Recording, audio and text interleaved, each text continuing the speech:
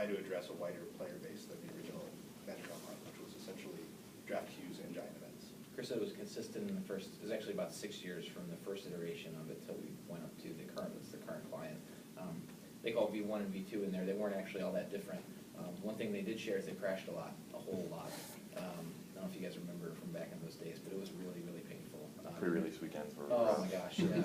I mean, I came onto to Magic as a brand manager for the paper side in 2006, and then started working on Magic Online shortly after that. And I just remember, oh my God, you know, pre-release weekends were so stressful. And we're talking about 2,500 people.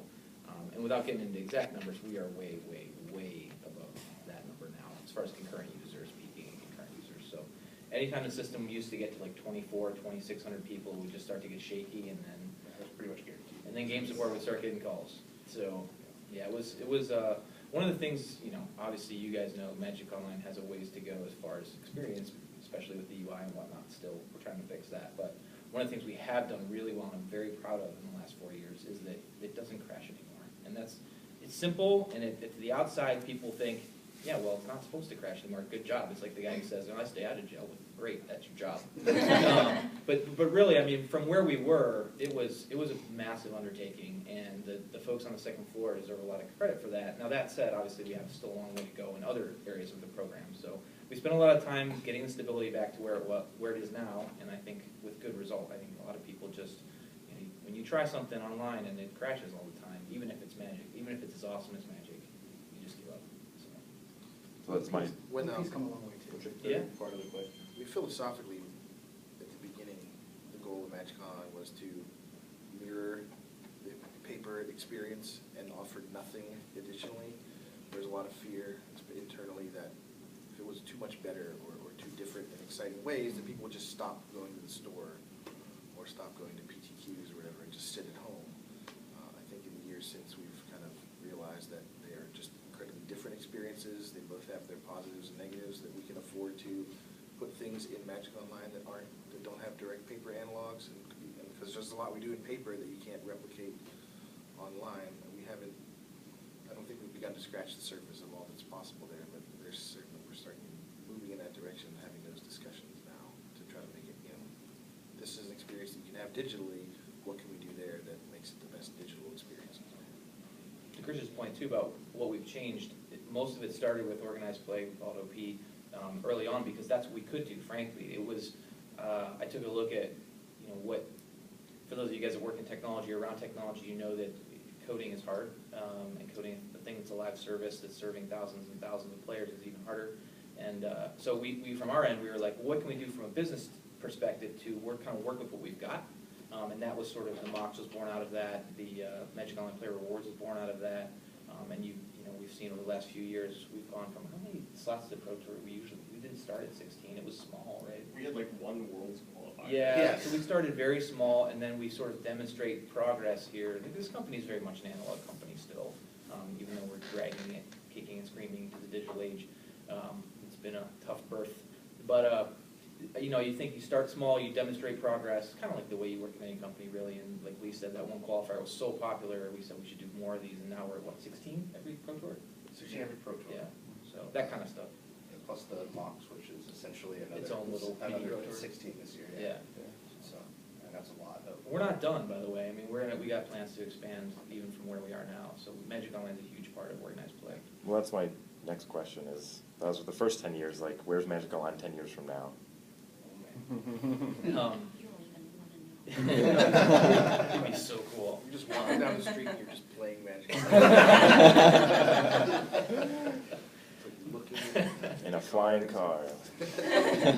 No, I mean, I think, you know, the stability's there. We have a long way to go as far as what we're offering in the user experience. And I don't necessarily mean like moving the mouse around and clicking buttons and making this thing red versus brown or whatever. There's a lot of brown still. But as far as just the full suite of services, and I'm not really, you guys are all the enfranchised group. You guys are all way on the right side of the spectrum. What I think we're missing still very much is it's intimidating to load up. It's intimidating to play Magic, full stop, right? So get over that hurdle, and now you've got this digital program where you load it up and you're just completely lost if you're not the guy who's up and play Magic for 15 years, some girl, sorry, Jackie. You know what I mean? Yeah, yeah. Automatic. So we've got a new player experience that's lacking seriously. We've got a ton of plans still to integrate even further into organized play. So merging our digital and paper offerings even more, like you guys saw a little bit of that. We moved the release week up a week for Return to Ravnica, so we're getting even closer now. Used to be 6 weeks, 5 weeks. It used to be variable depending on how bad the system was functioning and how well the card devs could get stuff done. Yeah, so now, I mean, we're 2 weeks after we're launch of paper, and I think we're about at the right spot. I don't know that we ever want to do it day for day launch, but I think we ran an experiment with Return to Ravnica that worked out very well. It's a little bit of apples and oranges because the pre-release experience itself for Return to Ravnica was so awesome. But, you know, we're going to keep trying pushing in those areas and just make the whole, from new players to finding stuff that you guys enjoy. We got a lot of work to do still. And is the UI designer also for Magic? Dave Marcy is the guy that is our UX guy. He is a huge Magic fan. In fact, such a big Magic fan that he took it upon himself to create a class here at Wizards. It's been going for what, a year now? A year and a half? 2 years? He sort of he walks around the building and like pulls people who don't know how to play Magic into a room and forces them to learn. So I'm talking about Bob from accounting and those type of people who don't really understand the game. They're folks who aren't gamers. But Dave says, really seriously, come here. I'll teach you. And he spends his lunch once or twice a week doing that. So he's very much a Magic player. The subtext of your question, the initial beta UI was not necessarily put together by somebody who played a lot of Magic. I see. That's happened from time to time. We bring in UI designers that have worked on other things that don't know Magic, and that's not good enough. You can't just apply normal video game UI lessons and have, you need to know Magic inside and out to understand what exactly the user needs to be able to see and do and understand. And we're moving. Now we have Ryan Spagan and Dave Marcy working on that. It's going to get a lot better and a lot quicker, and I think we've learned who it is that needs to be in charge of these kind of things. It's a hard lesson, but So is that why it was decided to build it internally as opposed to outsourcing like Duels of the Planeswalkers or whatever? Well, it was outsourced. The framework was built externally. Okay, gotcha. So, Okay. The design was done internally. The group that's responsible now for the UI from like right now going forward is basically Chris and Ryan and Dave Marcy, who are all 3 Magic players, obviously. Yeah. It's funny because Aaron's comment is super true. The gal who did the first iteration of the UI worked on iTunes Store, right? A shining example of awesome UI, frankly. But it just doesn't translate. Even if you're awesome at UI, you have to know Magic because it's so fussy. It's so particular to what you guys need and what, we haven't even scratched the surface of what somebody who's just starting up Magic Online needs. We gotta fix what you guys need first, and then we'll kind of move on to that. And then you also have the thing of, all right, so in design, it looks really awesome, right? And it seems like it's gonna be great. And you start working through it, and it's like, yeah, it seems like it's gonna work. And then you actually dig into it, say, some of the movement on the battlefield is a key example. And we just realized that while when you were just playing around with it a little bit, it was fine.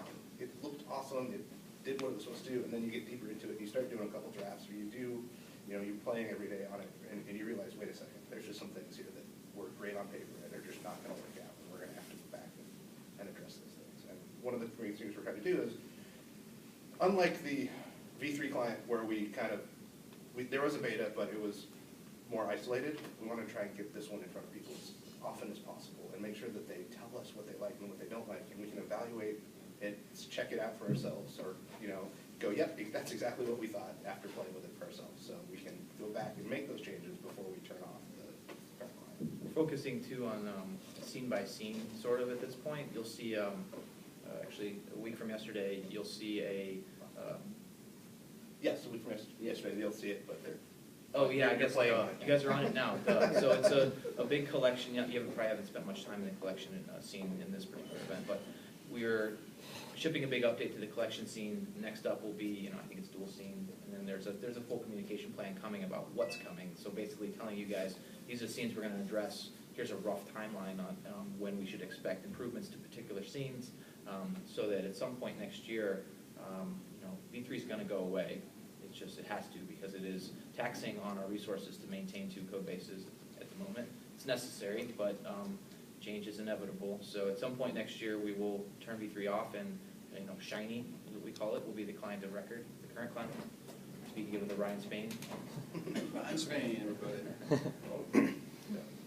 So, yeah, I mean, I think we have a great plan. And, Chris and Dave and Ryan as the core team, all Magic players at varying degrees. Which is also key, I think, right? Dave is on the beginning spectrum, I'm in the middle, and Ryan's the advanced player, so. We have spun some cycles on what is appropriate based on different skill levels, and then we try to make something that touches the broadest base. That's where we're going forward now, is what touches the broadest base. Where Ryan has a thing that is very specific to an advanced player, and Dave has a thing that's very specific to a casual player or a newer player. We're like, all right, where's the middle ground there that we can satisfy both needs? It can be tough. You see sometimes we choose a thing and realize that it's just not like that. We're trying to iterate as much as possible.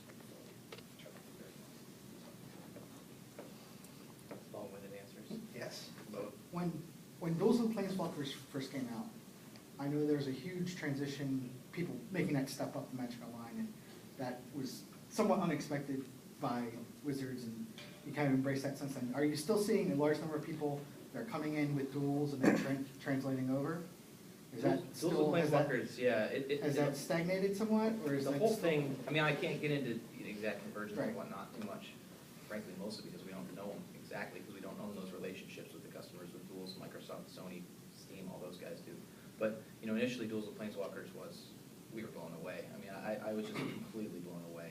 In retrospect, but in 2009, holy cow. I mean, I really just couldn't believe the reception and the migration from people who had a box of cards in their mom's closet back on the East Coast or whatever, who see this game, they're like, I played that 10 years ago, and then they play Duels, and they're like, oh, Magic's awesome. I knew that already, but now I know it again, I'm gonna go to my store. So we had a huge influx, not just the Magic Online, although we did have a huge influx in Magic Online, like you said, but the effect on paper for Duels has been probably bigger than the one on Magic Online.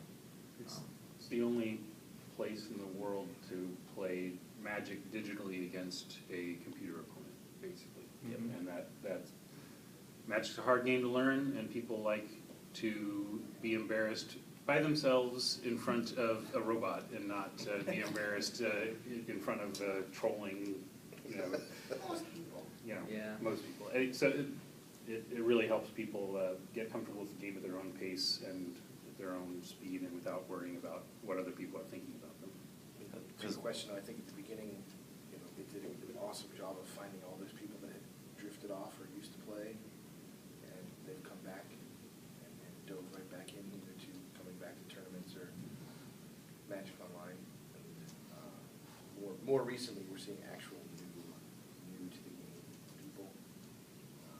They're a little harder for us to capture, because obviously, like, okay, you play through Duels, but then we need to make sure that when you go to the store, you have a good time. When you log on Magic Online, you have a good time. And a little bit out of our control how they're going to interact with the rest of the community. and we want to make Magic Online easier for those players. Right now, it's not. Like, there's this kind of step to Duels teaches you how to play and runs you through that program, and then you come, oh, I'm done with this, I want to move on. Turn Magic Online, and we just kind of slap you in the face and say, no. There's a big gap in between exiting out the right side of Duels and the first step into Magic Online. We're trying to close that gap. Right. And you've done some trying to close it with the Planeswalker sets. Yeah, The gold boarded cards. It's kind of like I mentioned before, we're kind of working with the tools we have, and that's certainly not optimal. I mean, basically that exists in its current form because that's what we can do easily. It's not a long-term solution by any stretch. What do you see as filling in that gap more fully in the future when, maybe when the new client's done, you have some more resources to devote to it? Well, what you'll probably see is the exit out of Duels to be a little obscure, and you won't kind of even be able to tell where the exit of Duels and the beginning of Magic Online is. It's like it'll just be one seamless experience, ideally. I mean, this is, blue sky, but hopefully at some point you'll just realize, oh, I booted up Duels, but now I'm playing Magic Online. Okay, that easy. So that's the In goal. the shorter term, we just want to greet players new to Magic Online with actual interactive help and explanations and a clear path. Right now you show up and it's like, here it is, and we need to say, here it is, and let us give you some suggestions about where to start and how to navigate. If you detect a theme up here, Aaron and I get to get the luxury of thinking about things that are way out there. And then these guys have the unfortunate job of actually making stuff happen today. It's fortunate, yes. Has Duels changed anything you do, like, not a Magic Online? Like, has it taught you anything or changed how you do normal design and development and how you approach sets?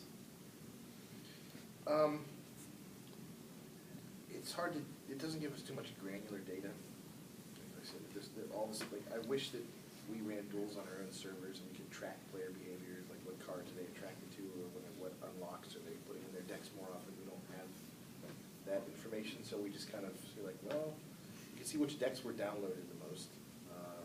And other than that, it's really hard for us to, so we could say, oh, look, this theme was popular. That's about as far as we can go with it.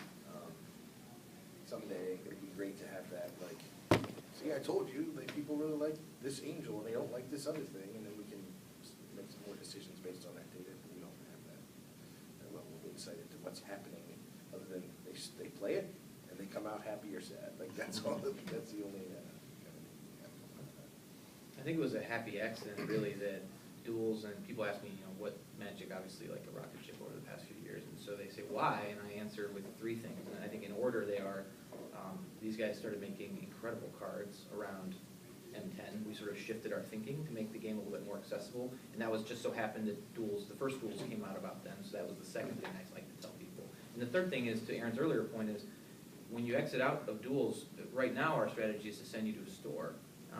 Core stores are the lifeblood of our business, and we really made a concerted effort to make the experiences in those stores be a lot better than they were. I mean, this probably resonates with Heath, but when you go into when you go into a store for the first time to do a thing that you're not wholly familiar with, and you are greeted well, it's a big difference when people are just kind of staring at you and the bathroom's dirty and there's wrappers on the floor and everything else. Everybody's been in that store, right? That store sucks.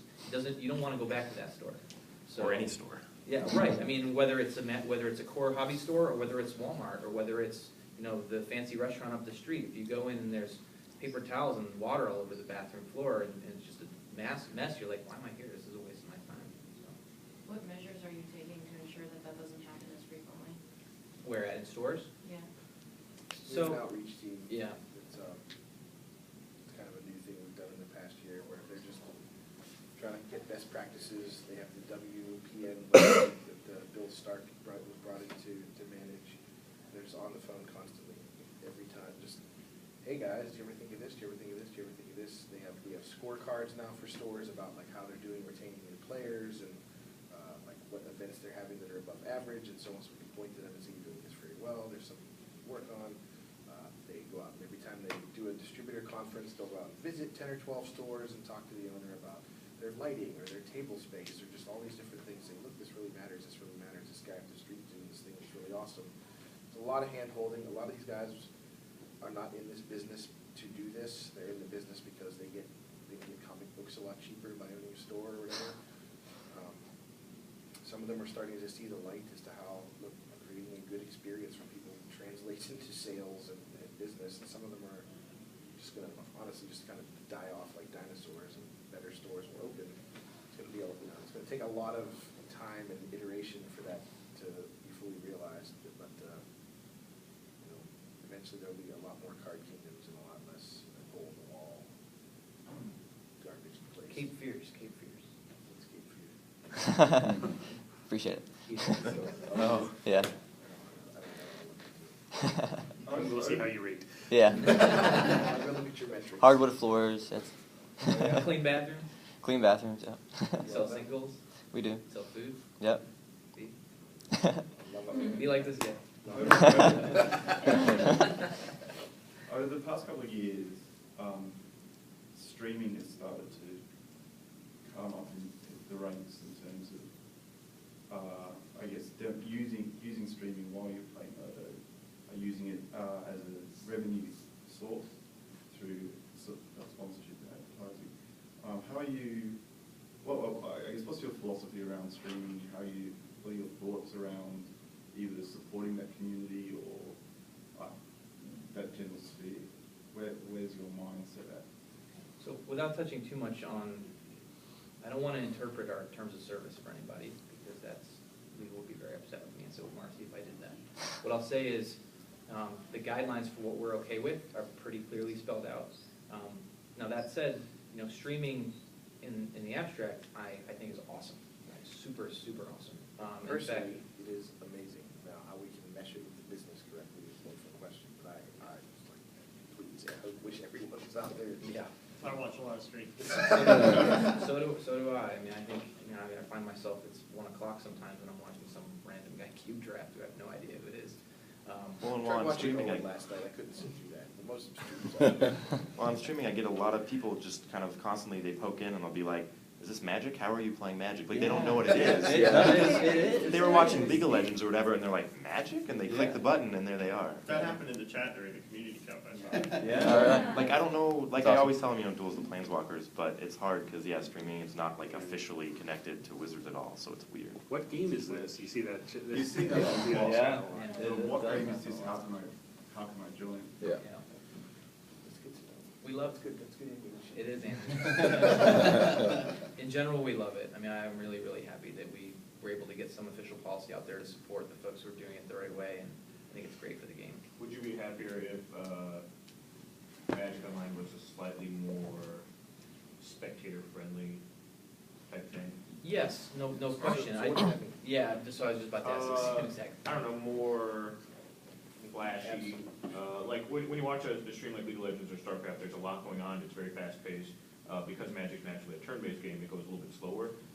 And when you were just watching like cards, like just randomly. Vampire map fighting a or- dragon in Magic is not the Yeah, same as a you're more, vampire fighting when a you dragon. watch a stream of Magic Online, it feels like you're more paying attention to what the streamer has to say, because that's kind of like the content, and then what's going on is just representation of what they're saying. Whereas when you watch a game like League of Legends, you pay attention to the action, and then what the person's saying is kind of secondhand. Is there, I don't know if there's any effort maybe to just get Magic Online closer to that. Obviously, because it's a turn-based strategy game, you can't just go all out right then and there. You're not gonna have digital, 3D animations nonstop right then and there, but. And I was asking about that on Twitter a couple weeks ago, like, what's the minimum clock time you think to play a Yeah. match in? And like, that's 7-minute rounds, or like, would that be more exciting, or would it just be terrible and frustrating? It feels like it's a different game at that point. Sure. Maybe it's more exciting to watch, I don't know. Maybe you just need some more animations, is one way to go. Well, that- Duels, I'm not saying like every time Merfolk the Girl Trident hits you, you have to. Or whatever, but. I mean, and there's a fine line, right? As in franchise players and tournament players, you don't want a lot of time coming off the clock for Sure. like fancy animations and particle effects and crazy stuff, right? It's a very tough balance. We get a lot of questions on Magic Online design about why doesn't it feel more like Duels of the Planeswalkers? Well, it's really aimed at two different audiences, and the expectation and needs of the online player are so different when you're talking about, I'm playing for prizes, I'm on a clock. If I run out of time, I lose this, and I want to be done with this game so that I can quickly play in another event. So even if we're not decrementing your clock to show the Merfolk slashing, the whatever, it's like you're waiting for that, and there's a very just different desire from different parts of our customer base on what they want out of that experience, and it's a tough juggle. And the other thing is that, Magic Online has, with some exceptions, 800 exceptions is what I've heard, all of the cards. And Duels has, I don't know how many cards, 2,000 cards? Not even. Right, that are very, but 3 figures. 8% of the cards. is Yeah. it 3 figures? So Yeah. under 1,000 cards that are very specifically picked to be in that environment. Right, so, When something Yeah, doesn't but- work, on Duels, we just like, well, let's use different cards. You don't have that option on Magic Online. We have to make it all work, and it really changes the game. Unfortunately for the dev team sometimes. Yeah. They got handed Future Sight and there was about a revolt, but recently they've been pretty easy. Yeah, that's it, pretty easy. So kind of following up to that with the streaming and using it, I guess I got 2 questions. First one is, have you been looking at the streams for looking for the UI improvements for the new client? Because it seems like that's kind of a nice area for the mesh, where you can watch some streams and see where people are complaining about certain issues, certain elements, or troubles they're having with the new client. Has any of that been done? Yeah, on a personal level, I'm looking all the time at many different sources of input, and the streams are a great one. I have watched many. I can, you see on the screens the the thumbnail, whether they're on the new client or the old client, and I always watch streams when I can on the beta client to get input. And I watched John, I know you did a couple early on when we released the wide beta, and then there was Kibler did one that was long and in-depth. Michael Jacob did a bunch. Michael Jacob, yeah. When we did the sneak peek, we had a room set up specifically for the first couple of days, and in that room, when we didn't have other important stuff on, we were always watching somebody streaming the new client. So, just so we can see how they're interacting with it, and it's really awesome for us to see, because it was a sneak peek, it was first time use, and to see what the hurdles were first time in, right? For Yeah, we were watching. very where established do I players. find this? Where do I, how do I find deck building? How do I find matches and stuff? And it was actually really informative, and they probably didn't even know we were watching them, but.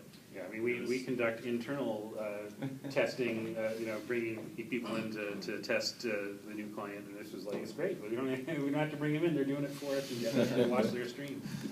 We're still learning stuff every day. Even yesterday, I was telling Aaron before you guys swung by on the tour, I got kind of dinged by the fact that the stack no longer has arrows. And when I was playing Conley, he played a Woodball Primus and targeted my Lotus, and I'm like, oh, okay. He's playing a Woodball Primus, the effect's about to go on the stack, and I'm going to get an arrow pointing to my Lotus here real soon, and I can path it in response. I just clicked OK, and then my Lotus is in the graveyard. So, oops. I appreciate it. Yeah. I probably still would have lost. Yeah, but anyway, the point is, we're learning stuff every day through using it. I don't have the time to spend hours and hours in the actual UI like these guys do that. And like they said, watch streams of other people who are doing that. But we're still learning. There's a lot to fix yet. So. Scene by scene. And then the other one is with the streaming. We've seen this week where with the much improved coverage of this event. Are there any plans with the streaming? We're right next to the broadcast room, but that's not necessary. Are there any plans to maybe do coverage for mocks or anything like that? Well, Any of the bigger online only events, or is there any plans to add some coverage? so Rashad's been doing the top 8s for the last couple. For those of you who've seen that, it's been pretty good. And I really like having that. Post-production version of it. Yeah. Post-production, yeah. To do the live event, it would be a little bit more difficult. But yeah, we want to do, moving forward, we want to do more and more coverage of stuff, right? We're doing bigger and better events. We're going to continue doing bigger and better events. This really is quite a test case, right? It's been very interesting to see how coverage is using the technology and covering this event. So. Yeah, I was playing yesterday, so I didn't get a chance to watch it. But today I plan to have a look at how you guys are doing. At least on Twitter feedback, it seems like people were playing this. Yeah. Yeah. Well, I'll tell you this, without getting into numbers, we got more people watching the community feed yesterday than we thought we were going to by a good margin. So we're real happy with the turnout. Good job, all of you. Stop it. No. You got your one, man. People think you got one. So greedy. Yeah, the problem was you got it the first night we were here. I know. You don't answer this. No. Oh, you. Heath, I think All right. Heath has a list. I'll try to go through just kind of the big ones. Why is the dev team so small based on your sales? I would expect a much bigger dev team to get, especially coding and stuff done quicker. I've always wondered why it's not bigger. So a fine question, and one I really don't have a great answer for. All I can say is that it's growing now. And to be fair, it has been in recent past. Wait till she's out of the room. No, it really, we realize there's no excuse for what's happened up to this point. I can't really speak to that. But all I'll say is that the way forward is a lot different than the last couple of years. Okay. Even the closed beta, it seems like there's not as many people in there as there should be. Kind of testing and Humans? You mean like other people, like you guys? humans and actual staff. Oh, I see what you're saying. So you're looking for a bigger staff presence in the closed beta? Yeah. And definitely. previously, not even in the recent past, several years ago, there was a more interactive with the QA staff in the betas. So I'm just to talking be clear, about- you're talking about the closed beta? The Closed where you beta. test card sets, not the wide beta? Yes, yes, the closed, Okay. closed beta sets. Okay. Not to test card sets, the one where you test the new build. So you guys are talking about a different thing, right? I think. I think we're all talking about. I'm talking about- It's essentially closed beta. So, Okay. before we work on the new client, closed beta was where you would just do card sets and any Right. feature improvements, right? Right. That is still the case, but it's only the new client. Right. We do some outsourcing now. Mhm. So you got the guys on the beta don't see any of that. Mhm. So, we have, the closed beta is the second step of beta actually now, Mhm. where often it was not. Right, we would have a couple internal people doing it for a week, and then we ship it out to closed beta, and then that's where you would see a lot more of that presence, because that internal sort of group was also doing that now. They have a step before that now, and that is with an outsourced company. So- QA company. And also our internal QA is working on, is testing builds and new check-ins that aren't even deployed to that closed beta yet. Yeah.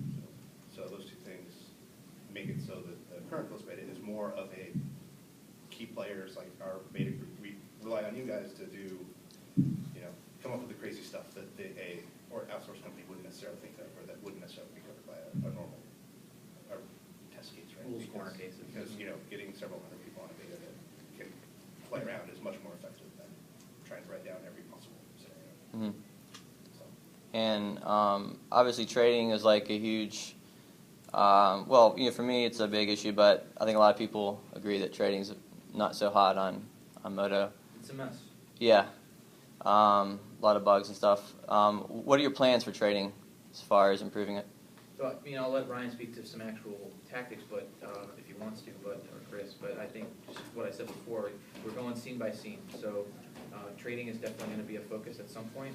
I'm not gonna get into dates, but, like I said, next one is collection next week. Then after that will be dual scene and play lobby type stuff. Mhm. After that, you guys are gonna have to wait to hear the plan, but, trading is definitely gonna have its own sort of focus. And I do want to be clear that when we're talking about trading, because the new client is the user interface and it doesn't really affect any of the back-end server architecture, you are essentially we're going to do a classified system. That is not going away anytime soon, Mhm. until we do something in the far future that specifically addresses the entirety of how we do trading. Okay. Right now, we're going to continue with a classified system, and we might get some features that are better. So, for instance, the new client will let you filter by previous trade partners, will let you filter by buddies, so you can pare that list down Mhm. and interact with people that you actually want to interact with a little bit better. Yeah. But it is still going to be a classified. It's a good point, Chris. Basically, interfacing with the trade system right now in the new client is a front-end thing that we can only do so much, which is what roots it in the classified system. Yep. And then longer term, would love to do a big work effort on bringing trading up to modern digital object standards that you see in the world today. But for the purposes of this client, we want to take what we have, improve on the existing V3 state, and then look ahead after that. Who would you say does that digital trading well?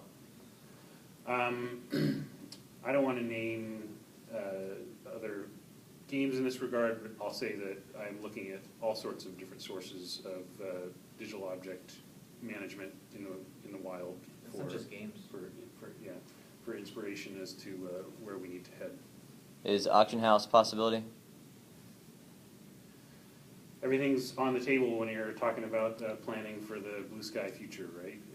There's no promises or anything, but Good answer. we'll be looking at what we want to emulate what is working for others, And what we'll be able to do on that front. In terms of what remains to be seen. is working right now, it's the bots. The bots seem to have taken over in terms of how the MTGO economy is run. The bots set a level of pricing, they're pretty easy to access, and get stuff out of them relatively painlessly and quickly. But there doesn't seem to be at the moment any bot integration of the new version. Right. But when Ryan's talking about what's working, he's talking about what's working outside of our system, right? And then taking lessons from all of those pieces and integrating them for what's going to work for us. Yeah, you're talking about turning off the current client and having a shiny client. When that happens, will the bots be live, or is it intended that they just have to, if there's going to be that type of thing, they have to? yeah, they're not involved in the bots at all. Like, Yeah, it's we don't do any official support for that. It's exactly, but Well, it's one of the my reasons we- concern is that you move to a client and the old economy gets left behind, and when you make that major disruption to an established economy, the value of everything in that economy drops. And Well, so, one of the reasons we have both of them up side by side for as long as we're going to is so that the folks who do run those things can get prepared. Yeah, we're already on that, yeah. Yeah, you're asking the wrong person. Yeah. No, with the V3 changeover, a lot of what you're talking about actually came to pass because we one day turned it off and then we were down for a week, 8 days or something, and then came back up and we didn't have a ton of runway for the folks who were operating those things to deal with it. Yeah, it was rough. Everything crashed in price. Tickets were down to like Yeah, it was 75 horrible. cents. Yeah, it was rough. It was no good. I mean, yeah, it was no good. Trying to avoid that. And then a lot of people want to know if you're going to allow like an open API, you know, like World of Warcraft, I guess, is semi-open. Like you can have your own user interface like that. A lot of people want that for MTGO, where they can have their own interface, maybe even add in some stuff for like combos, decks, so you can maybe tweak it to just press a button and it'll do the combo for you. For loops, you mean? Loops, yeah. Yeah, I mean, like Ryan said earlier, I think the best answer to that type of question is nothing's off the table, but I mean, I can't comment to specifics on whether we will or won't have an open API in the future. Is something you would consider though? Yeah, nothing's off the table. Okay. a good example maybe is like 2 or 3 years ago, my MTGO seemed like something where with a bit of work, it could have been integrated so that you were getting stats straight off the Mythos servers. And there seems to be a real possibility that, you know, if you're in the client, you finish your draft, you hit, nowadays you should be able to click publish my draft to Facebook or something like that.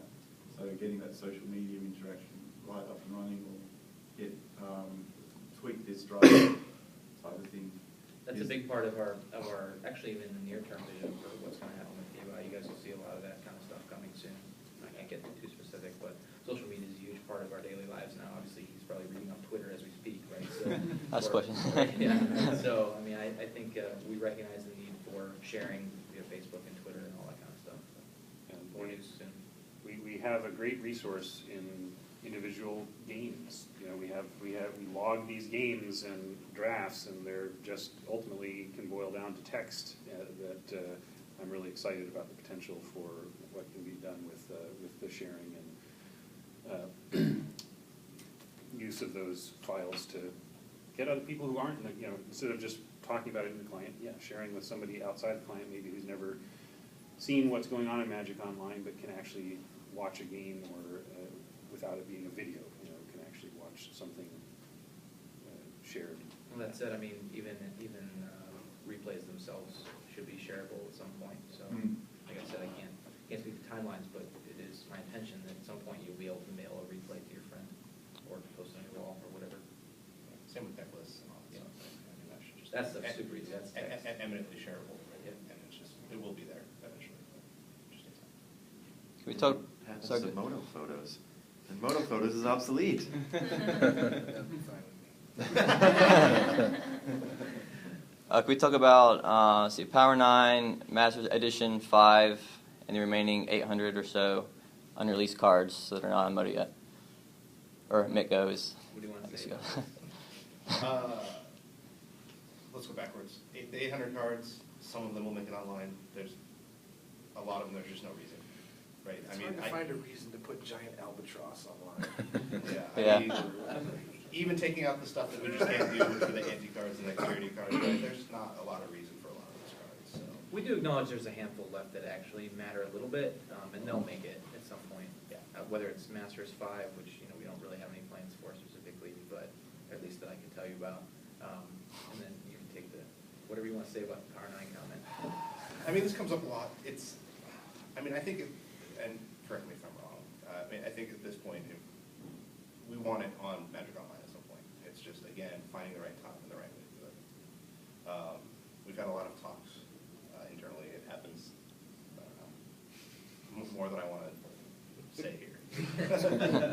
We talk a lot about it. And, we have a handful of ideas, and now it's just paring down. What are the ones that are going to be best for the players and the businesses? I'll say this, when it does happen, it's probably going to show up in baby steps because it's a both So once it's once they're out there, once someone owns a Black Lotus, the genie can't go back in the bottle. So we got to be real careful with what we do in that regard. But like Chris said, we're committed to bringing them on at some point. We really have a lot of internal debate all the time about the best way to do that. But I'll say, what will I say?